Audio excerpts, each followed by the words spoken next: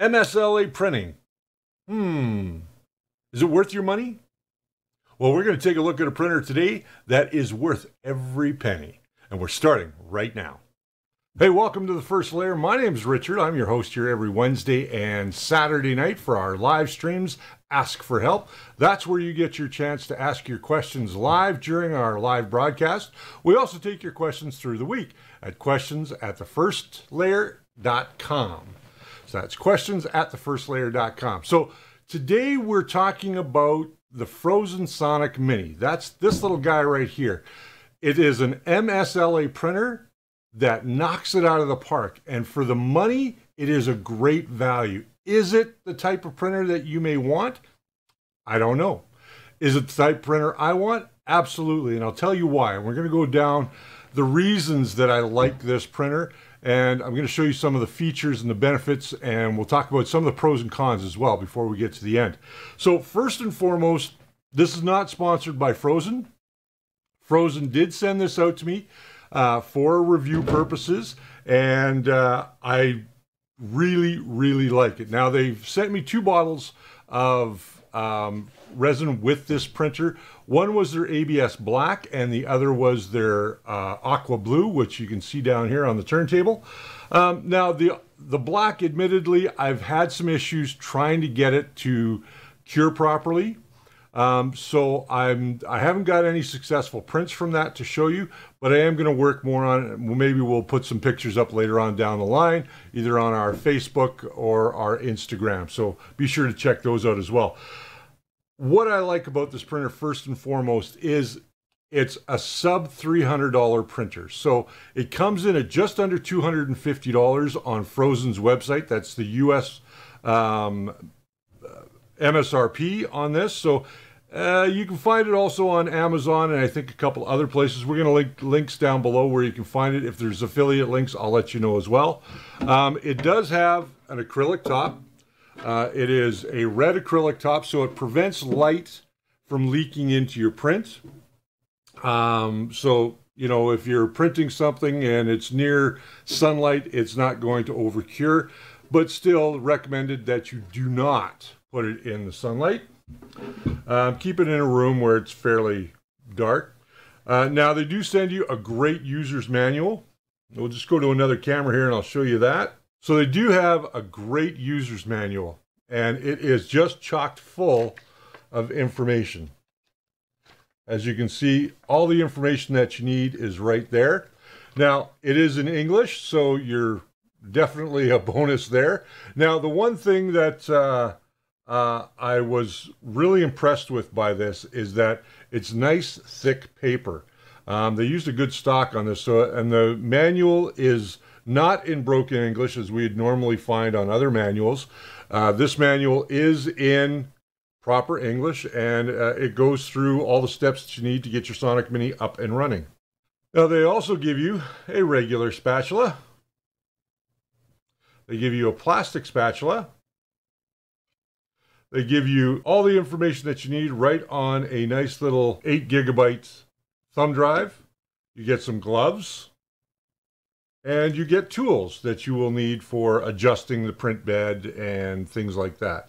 Now, here you can see some of the prints that came off the Phrozen Sonic Mini.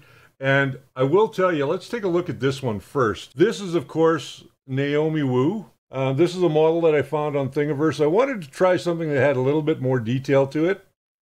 And this model certainly filled the bill. You can see there that all the detail came out. She's ready now for painting. This is one of the rings that comes on the card. This is a DLP Phrozen ring that you can, if you printed this off in a castable resin, you could certainly go ahead and cast those and get them to work. Now, all 3 of my rings worked. I know some people had problems with their rings working. And that usually is a problem with the bed itself. Now, we're going to switch the camera around here and I'm going to show you the printer a little bit more in detail. All right, so here we have the printer itself. It is a plastic body printer, which is fine. It does have an aluminum base plate. All of the gantry and everything else, the linear rails, everything is made from sturdy aluminum. The bed is made from aluminum, and we have an aluminum vat. Now, I know the older ones came with a plastic vat.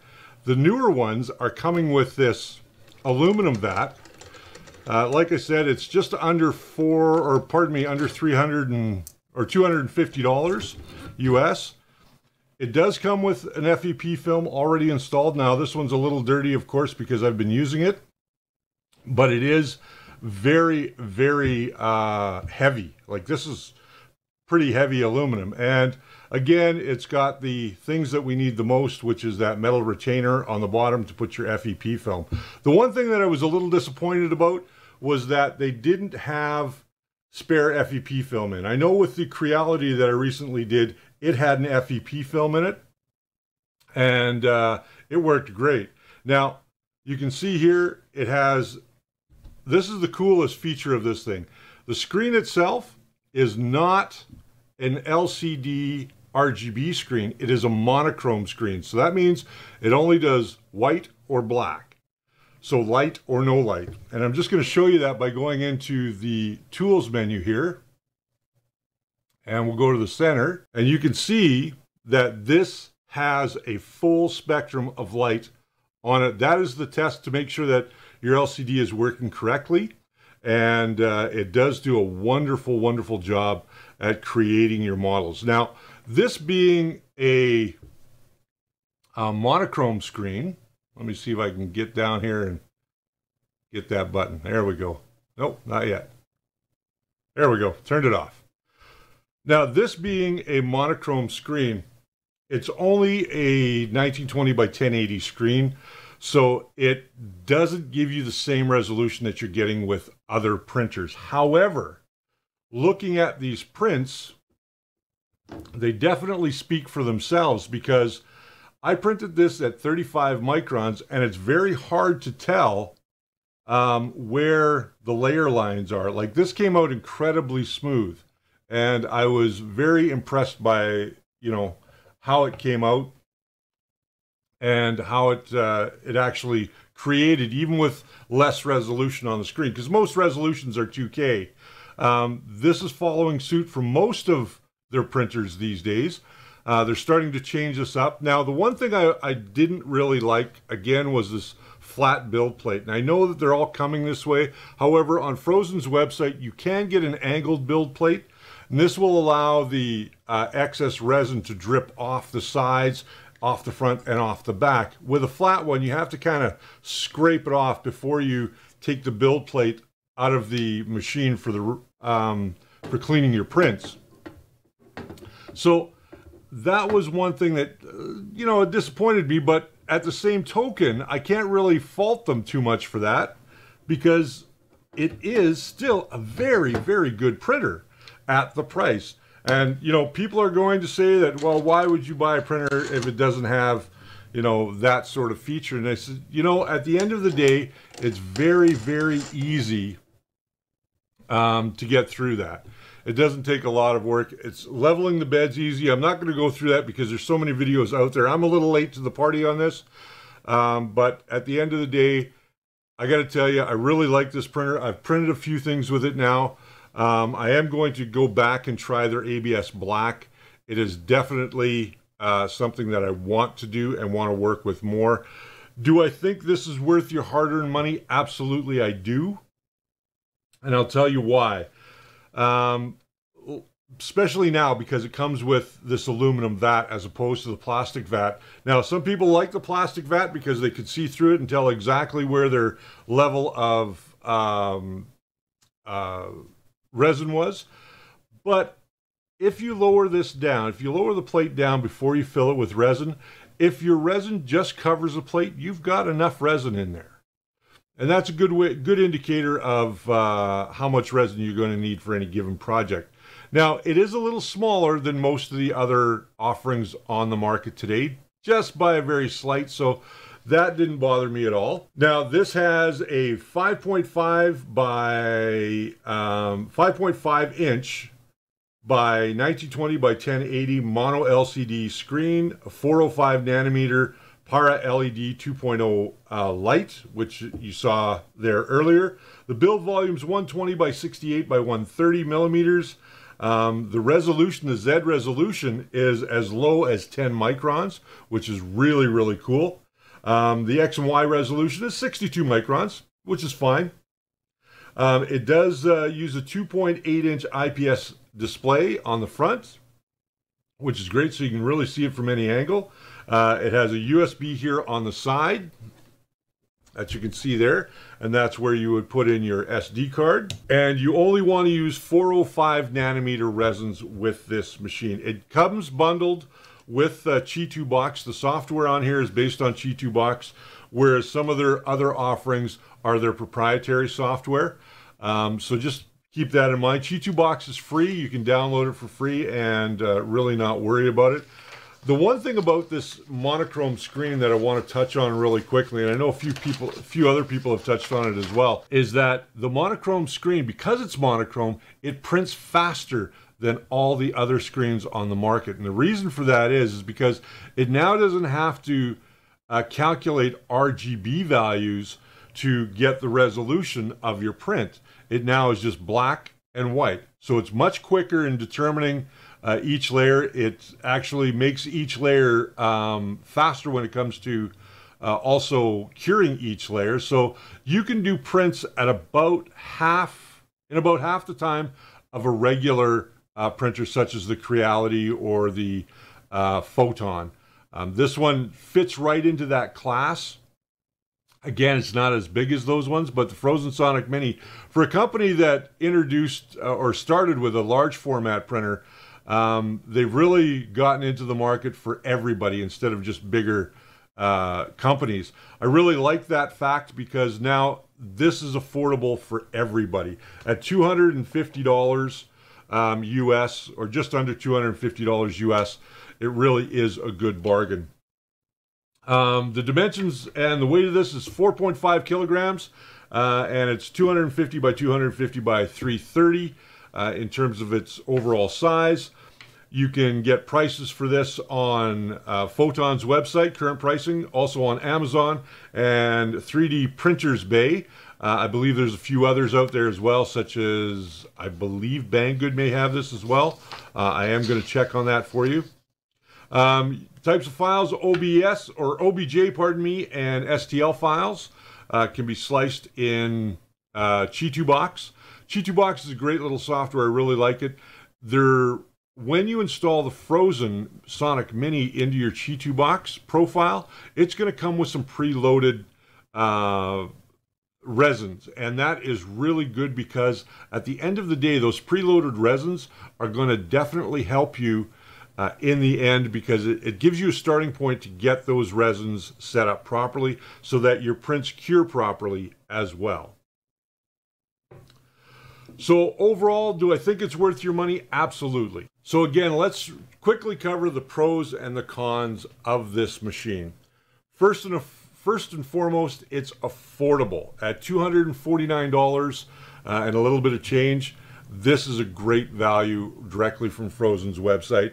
It's easy to use because of the Qi2 Box software. It's easy to set up. It comes pre-calibrated for the most part. You are going to have to level the bed, and it is faster than the rest.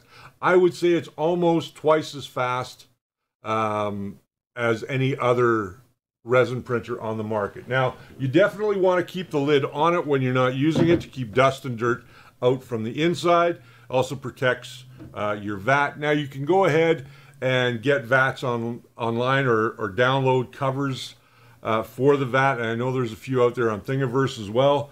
Some of the cons, it's smaller in build volume than some of the others, but not by much. I mean, I'm still able to do fairly large prints, and this is about a 4.5-inch print, almost 6 inches. Actually, yeah, I think it's almost 6 inches. So the detail is there. You can go down as low as 10 microns, although I haven't tried it. I've only gone down as low as 30 microns, and I did everything here on the table at 30 microns, which is more than enough for any resin printer in my mind, because anytime you got to go lower than that, it is going to add time, and you're going to get more layers, just like you would in FDM. but at the end of the day, do you really need to? I don't think so. And the lovely Naomi Wu, the sexy cyborg here, she is a definite way to tell that you really don't need to go down below that 35 microns or 30 microns.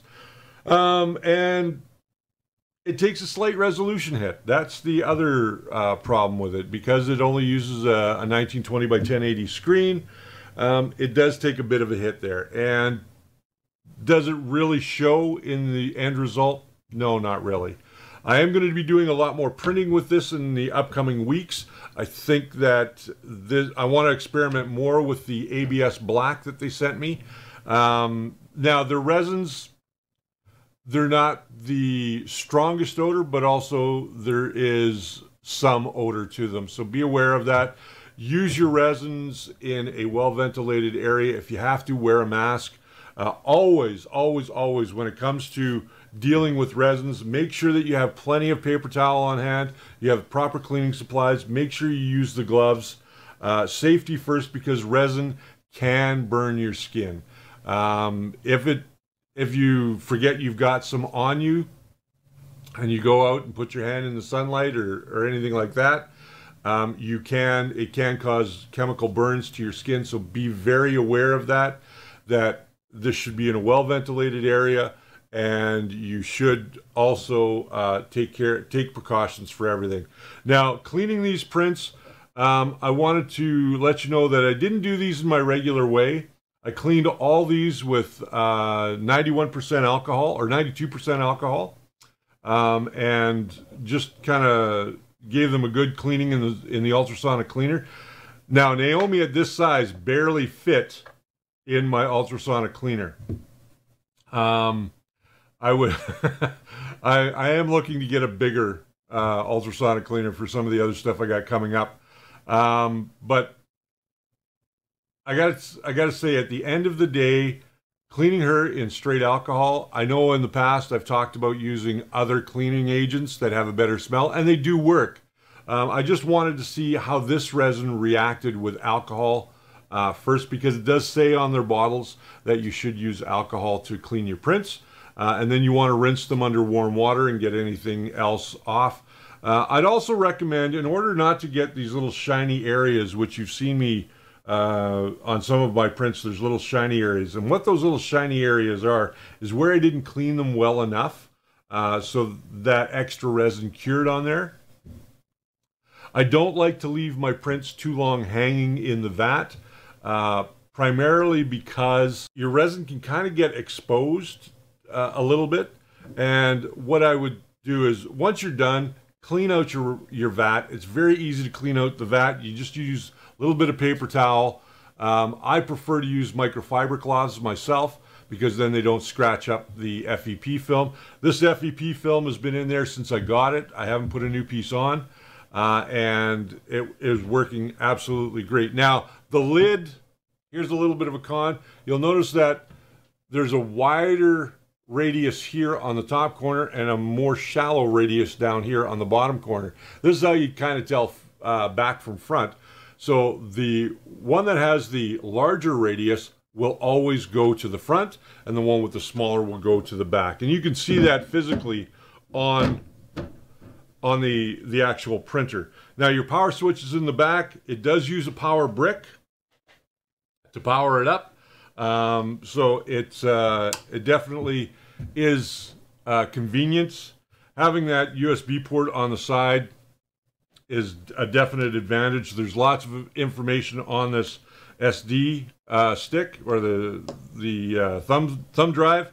So make sure you use it. What I like to do, and I encourage everybody to do this, is back this up to your hard drive someplace, or put it onto a removable drive that you can store, and then just put the original aside so you can still get at everything, and then you don't corrupt this for whatever reason. So with that said, my friends, that's my look at the Sonic Mini from Phrozen. I think it's a great printer. I think it's worth your money. It gets 5 hot ends out of 5 from me today, and I'm going to see you guys next time right here on The First Layer. Remember that The First Layer is always your foundation to a great print. Check out some of these other shows that we've got here for you, some other videos on our channel about 3D printing, and I'm going to see you guys again on Saturday night with my co-host Brian Baker, and we're going to be answering your questions on Ask for Help TFL Live. See you Saturday night at 7.